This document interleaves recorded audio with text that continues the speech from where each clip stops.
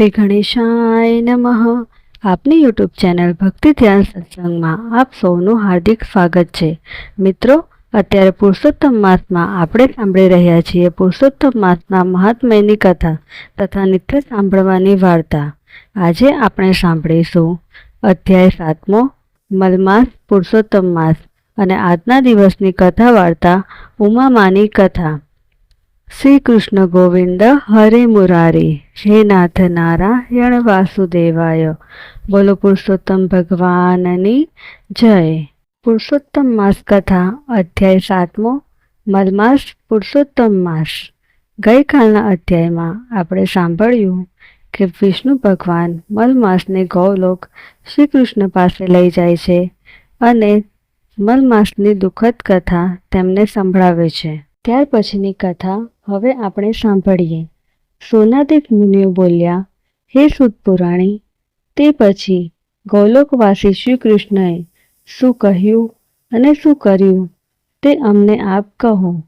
સૂત પુરાણી બોલ્યા, હે મુનિશ્રેષ્ઠો, તમે મને જે પ્રશ્ન કર્યો તે જ પ્રશ્ન નારદ મુનિએ શ્રી નારાયણને કર્યો હતો.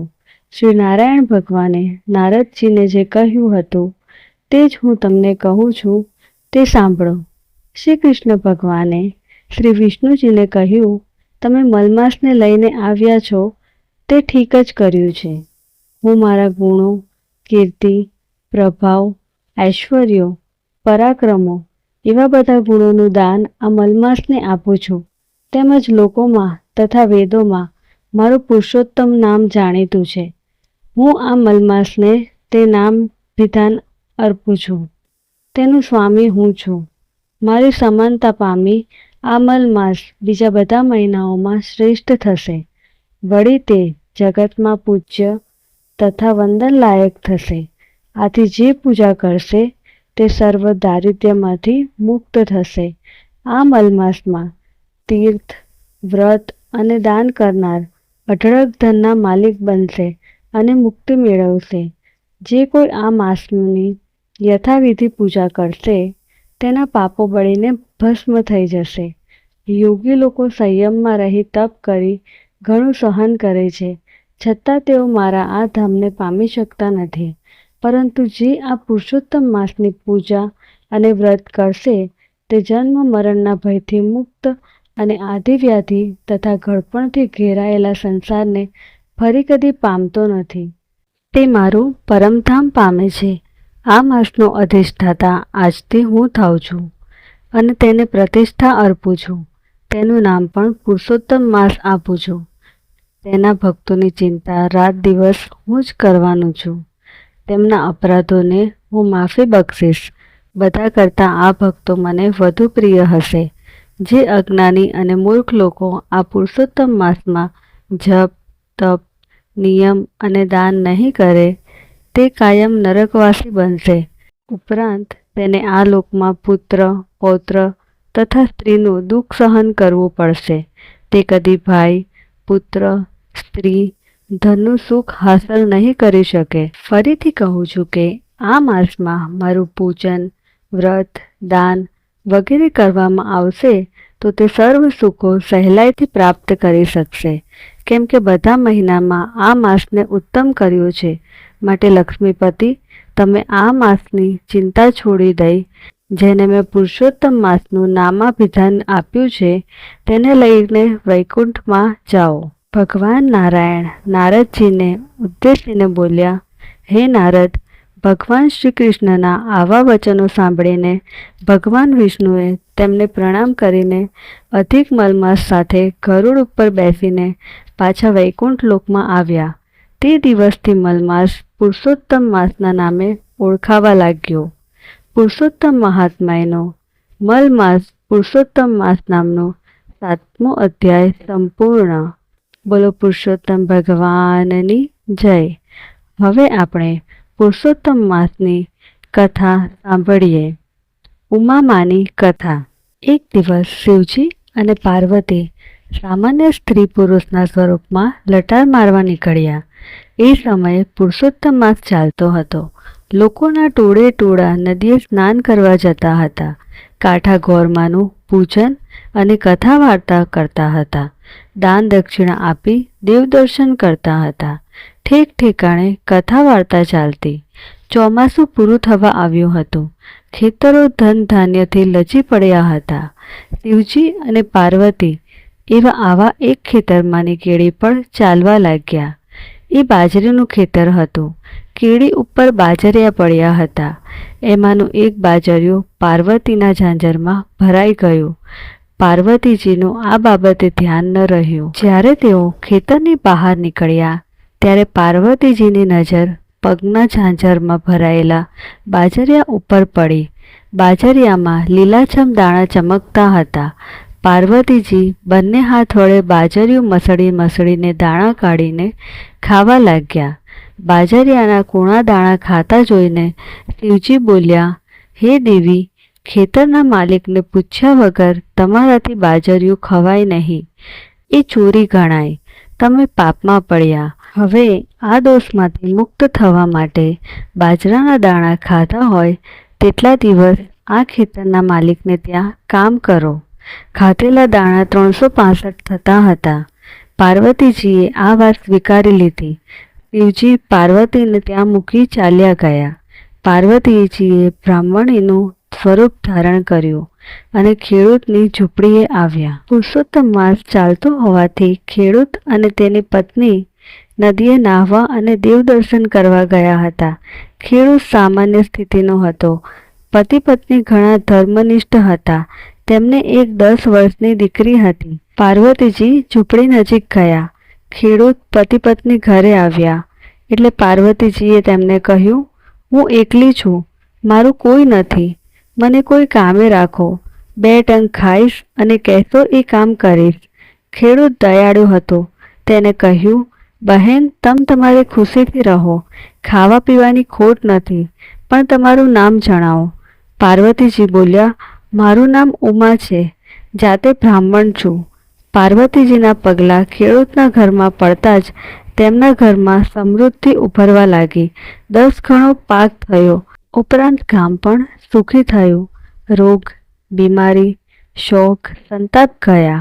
ખેડૂતના કુટુંબ સાથે તે એટલા બધા હળીમળી ગયા કે બધા તેમને ઉમામાં કહેતા. પુરુષોત્તમ માસ પૂરો થતાં ખેડૂતે તેનું ધામધૂમથી ઉજવણું કર્યું. વખત વીતતો ગયો. પાર્વતીજી આનંદ અને પ્રેમથી બધું કામ કરે, રાંધે અને બધાને જમાડે. આમ કરતાં 300 દિવસ પૂરા થયા. એક દિવસ ગામના લોકો ભેગા થયા.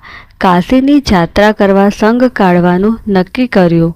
ખેડૂત અને તેની પત્ની પણ સંઘમાં જવાની ઈચ્છા હતી, પણ દીકરી 10 વર્ષની હોવાથી ઘર કોણ સંભાળે તેની મૂંઝવણમાં પડ્યા. ઉમામાં ખેડૂતની આ મૂંઝવણ કળી ગયા અને પોતે તેમનું ઘર સંભાળશે તેમ કહ્યું, જેથી ખેડૂત પતિ પત્ની પણ સંઘમાં જોડાયા અને આખું ઘર ઉમામાને સોંપ્યું. વિદાય વેળાએ ઉમામાએ ખેડૂતને લાલ રંગનું કાપડું આપતા કહ્યું, ભાઈ, આ કપડું લેતા જાઓ અને ગંગાજીમાં નાહતી વખતે આ કપડું અર્પણ કરીને કહેજો કે ઉમામાએ ભાવથી મોકલ્યું છે, માટે હાથોહાથ સ્વીકારો.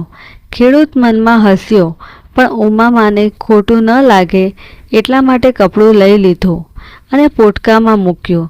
સંઘ તો વાજતે ગાજતે રવાના થયો. પુષ્કળ ગાળા જોડાયા. રસ્તામાં આવતા આવતા યાત્રાધામના દર્શન કરતા સંઘ કાશીએ પહોંચ્યો. આખો સંઘ ધર્મશાળામાં ઉતર્યો. સ્નાન કરી કાશી વિશ્વનાથના દર્શન કર્યા. પછી ભોજન લઈ બધા સૂઈ ગયા. બીજા દિવસે પ્રાતઃકાળે સો ઉઠી નિત્યકર્મથી પરવારી મણિકર્ણિકા ઘાટ પર સ્નાન કરવા ગયા. ગંગા સ્નાનનો એટલો બધો હરખ હતો કે ઉમામાનું કપડું પોટકામાંથી લેવાનું જ રહી ગયું. પોટલું ધર્મશાળામાં પડ્યું રહ્યું. સ્નાન, ધ્યાન, દેવદર્શન અને દાન દક્ષિણામાં 5 દિવસ વીતી ગયા. સંઘ પાછો ફર્યો. પાછા ફરતા અડધા રસ્તે ખેડૂતને યાદ આવ્યું કે ઉમામાનું કપડું તો પોટકામાં જ રહી ગયું છે. ખેડૂતનો જીવ બળવા લાગ્યો.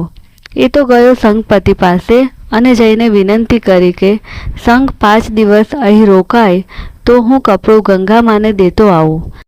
સંઘના આગેવાને જંગલમાં રોકાવાની ના પાડી દીધી, એટલે ખેડૂત અને તેની પત્ની એકલા પાછા કાશીએ ગયા. આ બાજુ સવાર પડતા સંઘના આગેવાને સંઘને આગળ વધવાનો આદેશ આપ્યો. રાવટીઓ સંકેલી લેવાઈ. બધાએ સામાન બાંધીને ગાડામાં મૂક્યો. ગાડાવાળાઓએ બળદને ઊભા કરવાની કોશિશ કરી, પણ બળદ ઉઠતા જ નથી. બળદને લાકડી વડે ઘણા મારવા છતાં બળદ ઊભા નથી થતા. આખો સંઘ મૂંઝાઈ ગયો. હવે શું કરવું? આખરે થાકીને ફરી ત્યાં જ પડાવ નાખ્યો. બળદ સાજા ન થાય ત્યાં સુધી આગળ વધવાનો ઉપાય ન હતો. આ બાજુ ખેડૂત અને તેની પત્ની ચાલતા ચાલતા 5 દિવસે કાશીએ પહોંચ્યા. તેઓ સીધા ગંગા ઘાટ ઉપર ગયા. પ્રથમ સ્નાન કર્યું. પછી પતિ પત્ની કેળસમા પાણીમાં જઈને ઊભા રહીને ગંગાજીને પ્રાર્થના કરી કે ઉમામાએ આ કપડું મોકલ્યું છે, હાથોહાથ લો તો જ આપવાનું છે. ત્યાં જ ચમત્કાર થયો. જળમાંથી રત્ન કંકણ પહેરેલા 2 હાથ બહાર આવ્યા અને કપડું સ્વીકાર કરી અદૃશ્ય થઈ ગયા. ખેડૂત અને તેની પત્ની આ જોઈ આશ્ચર્ય સાથે ગદગદિત થઈ ગયા. આજે ખેડૂતને ઉમામાના સતનું પારખું થઈ ગયું હતું. પછી તેઓ પોતાના ગામ તરફ જવા નીકળ્યા. અધવચ્ચે જંગલમાં સંઘે પડાવ નાખેલો જોયો. તેઓને નવાઈ લાગી. તેઓ સંઘના આગેવાનને મળ્યા. આગેવાને જણાવ્યું, જે દિવસથી તમે અહીંથી ગયા છો તે દિવસથી આપણા બધા બળદો માંદા થઈ ગયા છે. તેઓને સારું થાય ત્યારે અહીંથી ઉપડાય. ખેડૂત અને તેની પત્ની બળદો પાસે ગયા. તેઓ બળદ પાસે જઈને હાથ ફેરવવા લાગ્યા અને થોડી વારમાં બધા બળદો સાજા થઈ ગયા. આખો સંઘ ખેડૂત અને તેની પત્નીની ભક્તિના વખાણ કરવા લાગ્યો. થોડી વારમાં સંઘે પડાવ ઉઠાવ્યો. રસ્તામાં ખેડૂતે ઉમામાનું કપડું ગંગા મૈયાએ હાથોહાથ લઈ લીધું તે જણાવ્યું. ઉમામાનું આવું સચ જાણી લોકો તરે તરેની વાતો કરવા લાગ્યા. આમ કરતા સંઘ ગામને પાદરે આવ્યો. સંઘના સામૈયા થયા, ઢોલ વાગ્યા, મંગળ ગીતો ગવાયા. બધા ધૂન હરિકીર્તન કરતા કરતા ગામમાં પ્રવેશ્યા. 360 દિવસો પૂરા થયા. હવે ફક્ત 5 દિવસ બાકી હતા. ગામના લોકોએ ગંગા મૈયાએ ઉમામાનું કપડું જાતે લાવીને સ્વીકાર્યાના વાત જાણી ત્યારથી તેમના દર્શન કરવા ગામના લોકો ખેડૂતના ત્યાં આવતા. આમ 3-4 દિવસ નીકળી ગયા. છેલ્લો દિવસ બાકી હતો. છેલ્લા દિવસે ઉમામા બોલ્યા, બહેન, આજે હું ભાઈનું ભાતું ખેતરમાં દેવા જઈશ. કોઈ દિવસ ગઈ નથી. આજે તો ખેતરે જવું છે. ઉમામા ભાત લઈને ખેતરે ગયા. જ્યાં શિવજી તેમને છોડીને ગયા હતા તે સ્થાને આવીને તેઓ અદૃશ્ય થઈ ગયા. ઉમામા ભાત લઈને ગયા તે ગયા. ખેડૂત ભાતની રાહ જોઈ રહ્યો. સાંજે ઘેર આવીને પત્નીને પૂછ્યું, આજે ભાત કેમ મોકલ્યું નથી? પત્નીએ જણાવ્યું, ભાત લઈને ઉમામા સવારના 10 વાગ્યાને નીકળ્યા છે. તે તમને મળ્યા નથી. આ વાત જાણી ખેડૂત અને ખેડૂતની પત્નીને ચિંતા થઈ. તેઓ બંને તરત ઉમામાની શોધ કરવા નીકળી પડ્યા.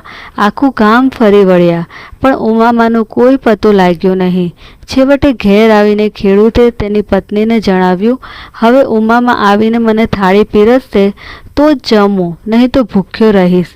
આમ કરતાં 4 દિવસ વીતી ગયા. પતિ સાથે પત્નીએ પણ જમવાનું ત્યજી દીધું. 5મા દિવસે પાર્વતીજી પ્રગટ થયા. 4 દિવસના ભૂખ્યા પતિ પત્ની તેમના પગમાં પડ્યા. તરત પાર્વતીએ પોતાનું અસલી રૂપ ધારણ કરી પતિ પત્નીને આશીર્વાદ આપ્યા. આશીર્વાદ આપીને પાર્વતીજી જવા લાગ્યા. ત્યારે ખેડૂતની પુત્રીની વિનંતીથી તેને ભાઈ મળશે તેવા આશીર્વાદ આપ્યા. આશીર્વાદના બળે ખેડૂત પત્નીએ 9મે માસે પુત્રને જન્મ આપ્યો. પવિત્ર પગલાં જો પડે પાવન થાય ઘરબાર, સફળ થાય અવતાર, સુખ સંપત્તિ સર્વ મળે. હે પુરુષોત્તમ ભગવાન, તમે જેવા ખેડૂતને ફળ્યા તેમ તમારું પૂજન કરનાર, કથા સાંભળનાર, કથા વાંચનાર દરેક ભાવે ભક્તોને ફળજો અને સુખ શાંતિ આપજો. બોલો પુરુષોત્તમ ભગવાનની જય.